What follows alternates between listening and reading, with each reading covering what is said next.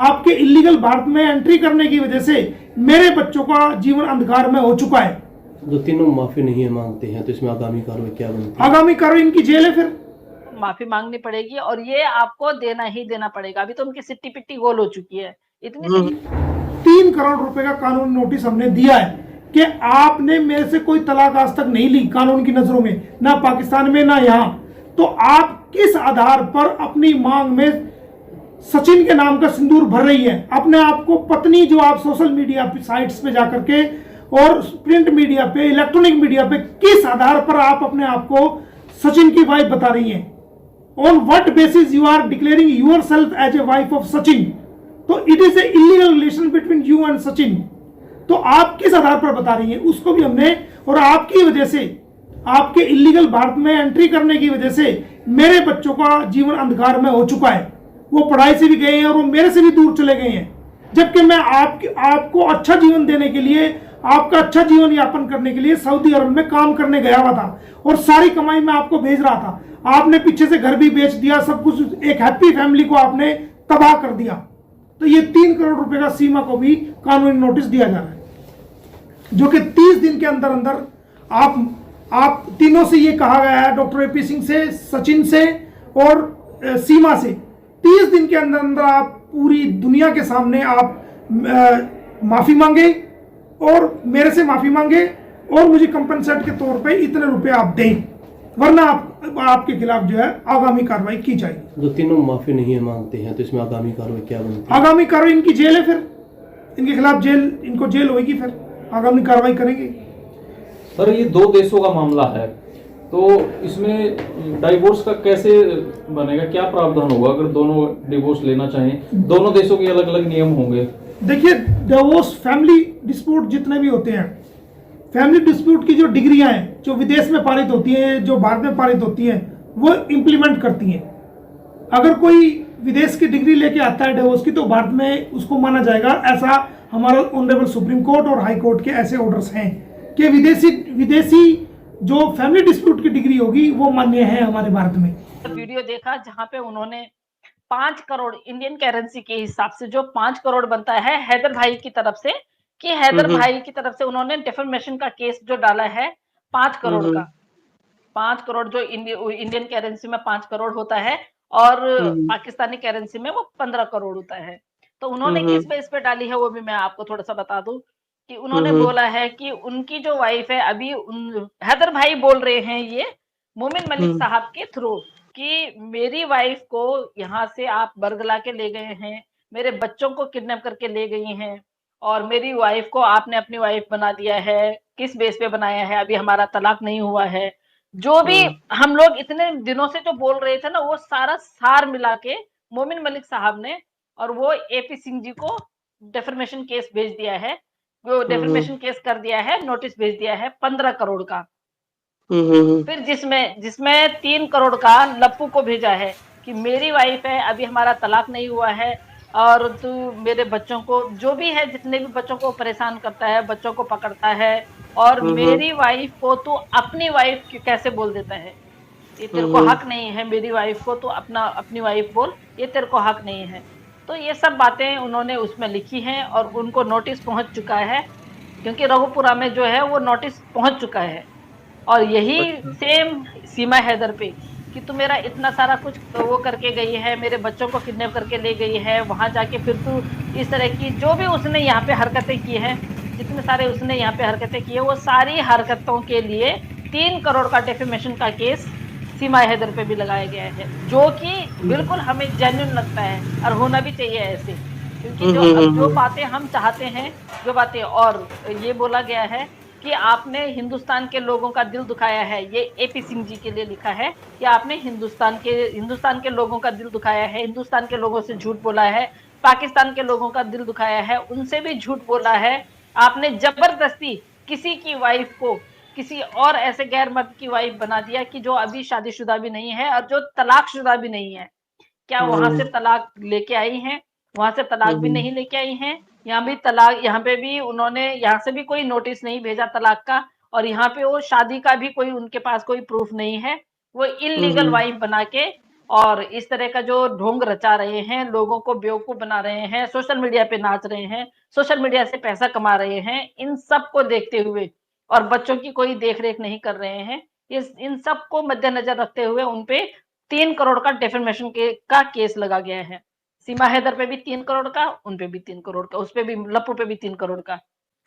और इसमें ये भी बोला हुआ है कि आप लोगों को जितना आपने इतना ये जो काम किया है ना, इसके लिए आपको पूरी आवाम से, हिंदुस्तान की हो, पाकिस्तान की हो, बाकायदा आपको माफी मांगनी पड़ेगी और ये आपको देना ही देना पड़ेगा। अभी तो उनकी सिट्टी-पिट्टी गोल हो चुकी है। इतनी सिट्टी-पिट्टी उन लोगों की गोल हो गई है कि मतलब वो समझ नहीं पा रहे हैं। क्या आज देखा आपने? सुबह से अभी तक सीमा हैदर की एक भी वीडियो नहीं आई है। एक भी वीडियो नहीं आई है।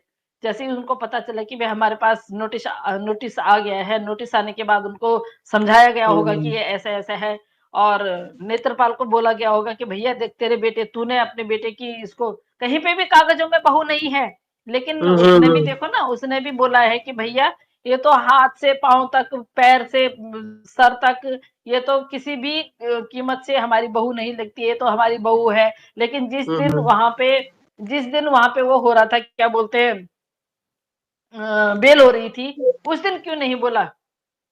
उस दिन ऐसे क्यों बोला कि भाई मैं गलती से बॉर्डर पार करके आ गई हूँ और हिंदुस्तान, मुझे नहीं पता था कि ये हिंदुस्तान है। और उसके बाद जब दूसरी स्टेटमेंट आती है वहीं पे ही तब बोला जाता है कि हाँ, मतलब मैं अपने दोस्त सचिन के साथ, सचिन से मिलने आई हूँ। जो इसको बेल मिली है वो भी बच्चों के बिहाफ पे मिली है, क्योंकि बच्चों का उसने बोला कि मेरे बच्चों को हिंदुस्तान में देखने वाला कोई नहीं है, मुझे आप बेल दे दीजिए। वो बेल दिलवाने का काम भी जो है सचिन के बाप ने किया है और अपना जो एक प्रॉपर जो एड्रेस है वो उन्होंने वहां एड्रेस दिया है कि इस एड्रेस पे रहेगी। और जब भी वो अगर एड्रेस चेंज करेगी, वो करेगी, वो सारी उसको उसको सारी की सारी उस प्रक्रिया से गुजरना पड़ेगा कि जो अगर उस कुछ भी ऐसा कुछ काम करती है या कोई ऐसा वो करती है, जैसे अभी 13 तारीख के लिए वो बोल रही है, तो वो 13 तारीख को बोल रही है कि मैं अपनी एनिवर्सरी मनाऊंगी, तो अब वो एनिवर्सरी मना के दिखाए, क्योंकि डेफेमेशन का केस लग गया है। अब कहाँ से वो एनिवर्सरी मनाएगी?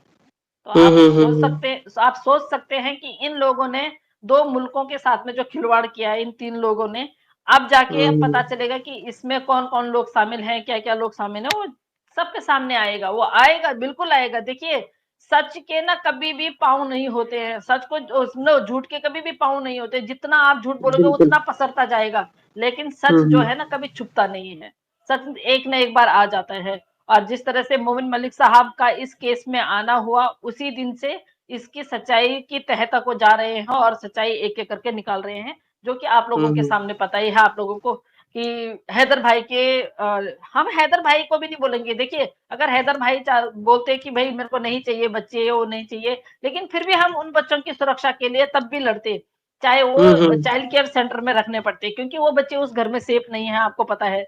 तो चाहे वो चाइल्ड केयर सेंटर में रखते, चाहे वो कहीं रखते, लेकिन उन बच्चों की सेफ्टी के लिए हम फिर भी आवाज उठाते और अपनी आवाज वहां तक पहुंचाते जब तक उन बच्चों को उस घर से सुरक्षित नहीं रखा जाता, क्योंकि इस औरत का कोई भरोसा नहीं है। ये औरत कब कहाँ कैसे चली जाए, कोई वो नहीं है। जिस तरह से राजवर्धन परमार जी ने बोला था, ये अपना शौहर छोड़ के यहाँ पे आई है, इनलीगल इस आदमी के साथ में रह रही है, हो सकता है कल को ये कहीं और निकल जाए, तो इस औरत का क्या भरोसा। जिंदगी खराब हो रही है उन बच्चों की, आइडेंटिटी खराब हो रही है उन बच्चों की, उन बच्चों की कोई आइडेंटिटी ही नहीं है। लेकिन अभी बिल्कुल भी वो करने की वो नहीं है इसको।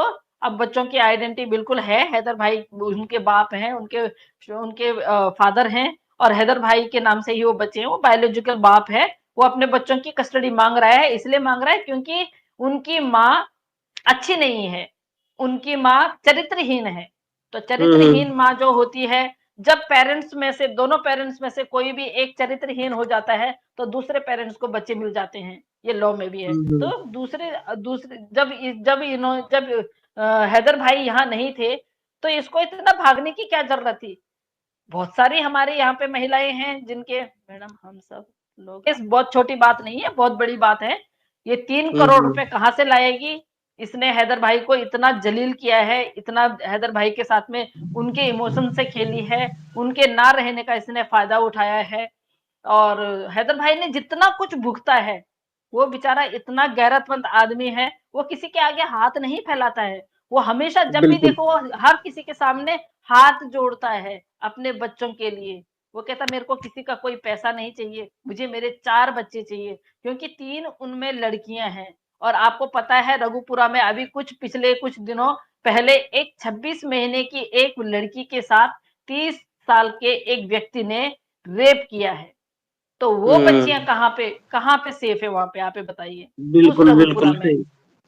उस रघुपुरा में वो 3 बच्चियाँ अभी माशाल्लाह कितनी सुंदर हैं, थोड़ा और बड़ी हो जाएँगी और यहाँ पे हम्म। अगर बाय द वे उनको यहाँ पे ये केस में लटका-लटका के रहना पड़ेगा, तो क्या लप्पू उन पे बुरी नज़र नहीं डालेगा?